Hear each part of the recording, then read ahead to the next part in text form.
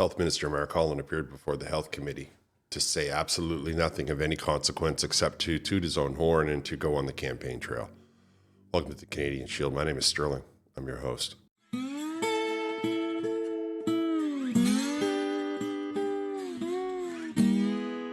The Minister of Health, MP Holland, came before the Standing Committee for Health to try and answer some questions of the Conservatives, all the other parties. While the Bloc asked him some questions that were not, just patting each other on the back. The NDP, it was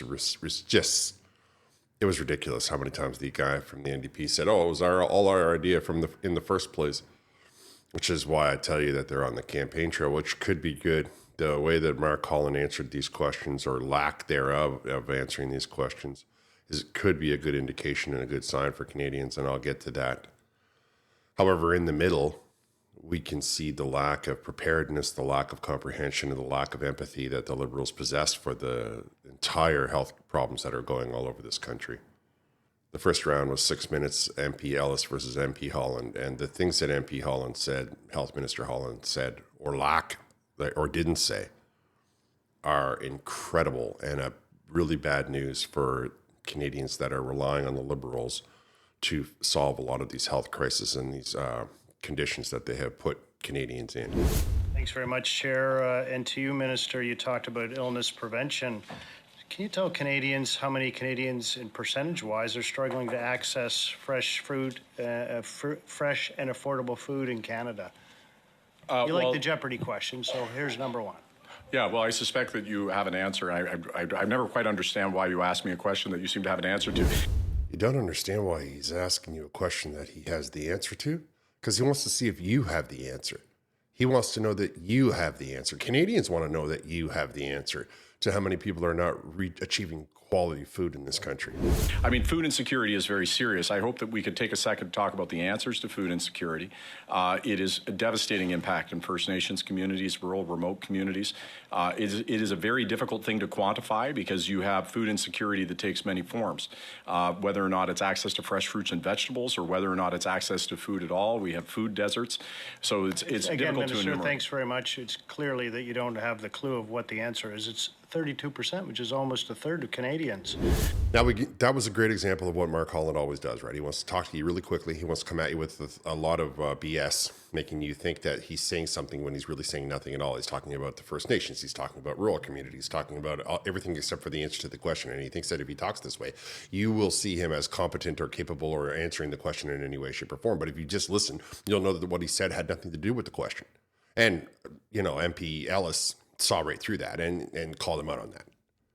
And, that's what we can expect from the Liberals and Mark Holland. When they don't want to answer a question, all of a sudden they try to move it over to something else. It's called obfuscation. They try to talk about something that has nothing to do with it. Now, I have solutions to food insecurity, at least some of them, which I will cover. But first, I'm going to let this guy talk because it kind of makes me upset. And again, maybe the second Jeopardy question that you seem to love, how many Canadians are visiting food banks on a regular basis? Well, far too many. I mean, I think the question I would pose to you is... No, you're not asking me questions. Sure, I can. I mean, that's absolutely my prerogative. You don't have the opportunity in a democracy to tell me what I can or can't do, Mr. Ellis. You cannot like it. But I'm saying that I just spent 5 minutes talking about solutions. So do you want to talk about solutions to the issue that you just raised, or do you want to just play this game where you're now going to say some statistic? Because I'm not interested in that, to be honest. As a matter of fact, Minister, I know that you don't know the answers because we've well established that. Or you're too embarrassed to say that 2 million Canadians access food banks on a regular basis because of your government's reckless spending. Well, I think it's embarrassment. I think that MP Holland didn't answer the question, that he tried to treat it like it was question period. You were summoned there to answer questions. You're not summoned there to ask questions. The member of the committee has no obligation to answer any of your questions. You, on the other hand, have obligations that are to answer the question that is put to you. We have covered this. The Liberal Party always tries to run around and try to act like this. But what I want to show you, what I want to point to in that example and others that are coming forward, is how he's desperate to move the needle away from the question. And it looks like he's in campaign mode. Given that statistics, when you look at it, What about your temporary tax trickery? You know, when you begin to look at this, why don't you enlighten Canadians as to the actual GST amount on things like fresh fruits and vegetables and unprepared meats? What would that be? Well, first of all, access to food banks and policies surrounding it. I deal with poverty. This is the government that for the first time set targets on poverty and has met them every single year. Well, we've seen too many people increasing in poverty. We see much lower levels than we saw in 2015 when we had a government, in the Conservative government, that never prioritized poverty or people who are living in food insecurity. So I would ask you what policies you have, Mr. Ellis, that would address these issues. I can enumerate the policies that we have to deal with both food insecurity and with food banks that are global issues, but as far as I'm aware, you have no policies on these ideas. Dr. Ellis, please. It's interesting because I would suggest that my job as being in the opposition would be to hold you to account, not to give you policies. So please tell Canadians the GST amount, it's a simple answer, on fresh meats that need to be cooked and fruits and vegetables. So I disagree. I was in opposition. I absolutely, when I was a public safety critic, advocated for changes in policies. You have advocated none. If you're going to raise poverty and say that you care about food banks or insecurity or any such matter, having absolutely no policy that addresses those issues is irresponsible. And simply just criticizing, anybody can do that. A 10-year-old can do that with Google. Thank you very much, Minister. You know, it's very clear that you do not understand that on uncooked meats and fresh fruits and vegetables, there is no GST, which directly relates to your temporary tax trick on behalf of Canadians, sadly. Now we see the desperation. Any attempt to throw any responsibility onto Mark Holland is causing him to get angry. It's causing him to become agitated. I mean, all he's missing is steam coming out of his ears. By contrast, MP Ellis is quite calm. He's got no visibly agitated body language, no elevation in his voice. He's simply asking the question and looking for the answer. Mark Holland presents as a man who's quite desperate, and that is never a good look in your leadership. You don't want a desperate leadership. I can't really indicate that the Liberals have led us anywhere but to ruin, so I'll leave that to your discretion. I appreciate that you might want to cast your vote for this fellow, though I don't know why you would. What I want you to see is how he's expecting you to not care about his answer. He's expecting you to think that he can say, they have no plan, because what he's really doing is campaigning. He's in his own little head telling himself that, you know, he's just going to try and cast shade. He's going to run around in his little region, which I believe is in Kingston, and he's going to tell them all that the Conservatives have no idea what they're doing and blah, blah, blah, blah, blah. But the reality is that if this guy had a single solitary answer, he would say it. They're just afraid of the truth. So really, they know the truth and they're attempting to hide it, or they don't know the truth and they're completely incompetent. Can you then go on and perhaps describe the actual foods which GST will be eliminated off of with your temporary tax trick? Well, I'm here to talk about the supplementary estimates. And so you want to talk about, again, having no policies. I can ask you, why did you vote against the Canadian Dental Care Plan? 34,000 people in your home province have access care, a program that you said didn't exist. You said nobody would sign up for. More than 90% of people have now signed up. Why do you oppose dental care for people? Why do you, as a physician, not understand the importance of primary care that dental care represents? You know, it's interesting, Minister, because when you look at your temporary tax trick, it actually goes directly to your program with respect to dental care, because, of course, on behalf of Canadians, you voted to remove the GST on candies, candy floss, chewing gum, chocolate, popcorn, coated or treated with candy, chips, crisps, puffs, curls, sticks of popcorn, et cetera, et cetera. And could you tell me that the benefit on the dental health of Canadians that your tax trick would provide? You might recall that this same measure was suggested by Aaron O'Toole as a temporary measure to give people relief and to give them a tax break, of something normally the Conservative support, but you don't in this instance. So I would ask again, what are your policies to deal with tooth decay? What are your policies to, actually it's to cancel dental care. You would take dental care away from people. It takes some nerve to talk about sugar on one hand and talk about axing dental care on the other. So you want to talk about oral health? What is your policy on dental care, sir?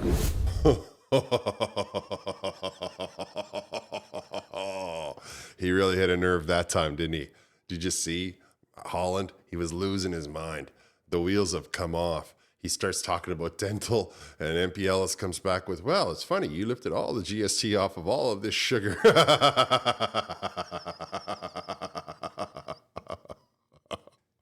And you could almost see the color drain from his face.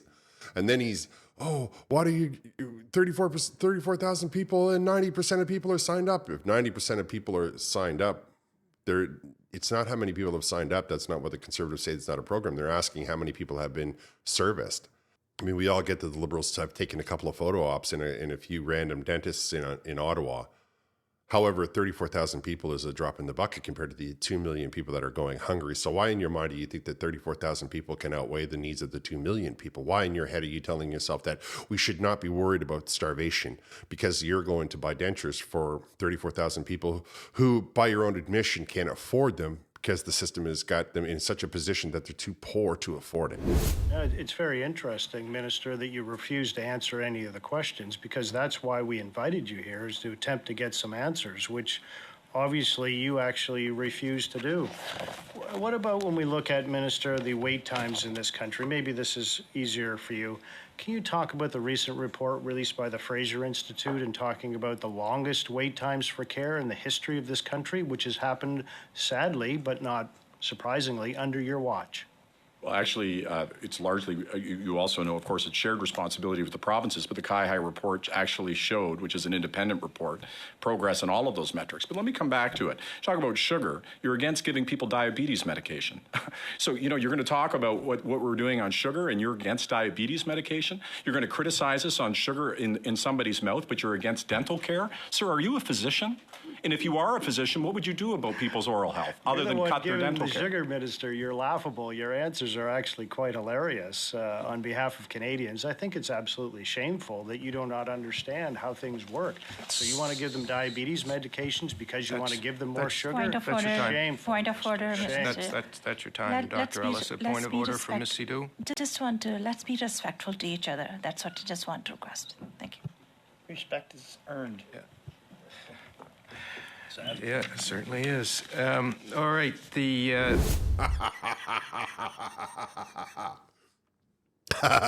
So not only did Holland need, another 30, 40 seconds to come up with that crack about the diabetes, taking it back to sugar so he could ignore the question about the wait times in the hospitals. But then Dr. Ellis just calmly points out that he's the one that's giving the sugar GST free. Should he not be? So that he can give them more diabetes medication. I mean, and then everybody had to jump in. Now, I will say right out of the gate that if you can't be impartial as a chair, that Sean, I forget his last name, saying, oh, yeah, it certainly is. It absolutely is. But if you can't remain impartial, you're not qualified to be the chair. And that's, I think, something that's a problem with the far left. They talk about inclusion, they talk about democracy, they talk about everybody being heard until they're not on that side of it. And then all of a sudden, they act like petulant little children throwing tantrums who are blatantly ignoring honorable systems that allow you to maintain impartiality. Of course, they knew they were getting what I think, I'll tell you the truth, because I've watched a lot of committees and I've seen in the last couple of weeks, the Liberals have just come in and abandoned all decorum. They're not even trying to pretend like they're honorable people. They're not even trying to maintain a level of civility. They're just lashing out left, right, and center. They're not answering a single question. We all know that this GST pause has turned into a fiasco. They're basically saying, well, if the store doesn't give you the GST break, save your receipt. You can mail it into the CRA, and they will give you the GST back. Appreciate that. Appreciate that if I go in and buy a $10 item, it's going to be a $1 thing. And what are they going to do? Issue me a paper check for $12? The nightmare for CRA, the absolute nightmare, because these receipts are going to show up. They're going to have to cross-reference them with the business sections. They're going to have hundreds of little pieces of paper. And they will regret the day they ever voted Liberal. just like many people in this country should be doing. Recent polls have the Liberals still at 20% support. I am shocked if it should be 2%. And that should just only because those are people that are either Liberal members or immediately married to them. Anyway, back to the point. I believe, especially now that this GST has turned into a fiasco, that the Liberals don't intend on having another session. They will come in and either trigger an election right away with the resignation of Justin Trudeau, or Justin Trudeau will simply call for an election. I don't know why Justin Trudeau doesn't do it already. I mean, they must be able to see the writing on the wall. Nobody supported them in any way, shape, or form through this filibuster. The GST is a joke. I mean, the list of things that people are still mad about, the 11 names, those names are going to come out and people are going to be investigated, like that's for sure. The fact that they're acting out, that they're not having any civility in the committees, reflects two things. One, that they are trying to get revenge for the way that their situation is in the House of Commons. And two, they just want to act out so that people can think that they're going out on a high note. In their minds, that's them going out on a high note. They can just abandon all dignity and all grace and all poise and start to just act like high school kids. The entire cabinet should resign. They should just resign from politics altogether. I'm going to be honest with you. I don't appreciate the Minister Holland making light of the hunger that runs through this country. Hunger is a very poor metric. If you're a country, the country that has all the food and it can't feed its people, there's a problem. There's a real problem with leadership. Of course, one of the biggest problems that we have with food insecurity, as they like to call it, is Stephen Guilbeault, the environment minister trying to cancel anybody who charges people to put carbon in the greenhouse. They grow bananas in Iceland because they use a greenhouse. There's no reason that we shouldn't be training people in the north to make greenhouses. Every little house should have a greenhouse. They can have their fresh. It's like $10 for a tomato up north because of the time it takes to get there and because nobody grows it up there. We should be absolutely implementing a process where we give these. I mean, I've seen some of these greenhouses. They're half a kilometer. You're right. Like some of these marijuana greenhouses are massive and such, and some of these tomato ones are also quite large. So we could put them up north, and you just got to hire 2 or 3 people to show everybody what to do with that particular plant. Like, okay, this one needs this temperature, this light, da da da da. You train them to grow it. It's not a big deal. It's nothing that we haven't been doing since the beginning of time. The father teaches the son, the mother teaches the daughter, and so on and so forth, right up to today. But having a food source, a localized food source, instead of dumping billions of dollars into this scam of a grocery store they got going on up there, we should be teaching them all to harvest their own food out of greenhouses. And if you're so worried about the carbon being, sequestered and put into the ground, why can't we simply take any of the healthy carbons for these plants? We'll give it to them for free, so there's not even any cost there, and they can pump it into the greenhouse all day long. Except that bothers Stephen Guilbeault because he's not hungry and he's never been hungry. Now, you wouldn't know it to look at me, but I understand what hunger is. And it causes a lot of problems. There are a lot of people in the world who break the law because they're hungry. Not because they chase after the dream of the rap star or the bad boy attitude or any of that. They are simply pushed into it because they are driven by an instinct to get something to eat. This is not about wanting a pair of shoes. This is instinctual. When you become hungry, many people become angry. Right? Many people become so pushed to the point that they will do whatever it takes. They will perform acts of physical attraction. They will lie, cheat, steal. They will do whatever they need to do because they're hungry, and they will justify it in their mind doing so because their brain is pushing them to that level. Their brain is making them say to themselves that they got to do something, anything at all, to make sure that they can put something in their belly. Potato chips are cheaper up north than fresh fruit. Tell me that isn't a travesty. Explain to me how we can't just put up, there's not much in the way. We should be able to drop down greenhouses just about anywhere and teach every little community how to utilize it so that they can have fresh vegetables, maybe some fruit, I suppose tomato technically being a fruit, but it would be fresh food that would be inexpensive, and they would have this industry so that they could keep their community well fed. Just like this is not something that they don't. They understand this. They have hunting groups. This is not a shock to them. but they don't have the equipment, and they might need a little bit of training. And that's got to be way cheaper than what we're going through. And it's certainly going to be more effective than sitting in a room saying, oh, yeah, we're going to have insecurity and there's some insecurity, but don't worry about it. You don't have to pay GST on the soda pop. We have issues. Let's make real solutions. I don't want to hear why it can't be done. I only want to hear why you're not doing whatever you can do to move that barrier and make it happen. One of the largest barriers that we have right now to this thing that I just described, to greenhouses everywhere, beside the grocery lobby, is Stephen Guilbeault and the Environment Committee trying to tell you that carbon, for some reason, is bad, and except all plant life everywhere eats it. It's a strange juxtaposition. All right, I'm going to wrap here. I want to thank you for listening. I would encourage you to like, comment, subscribe, hit the notification bell, share this channel with all of your socials. I will talk to you next time.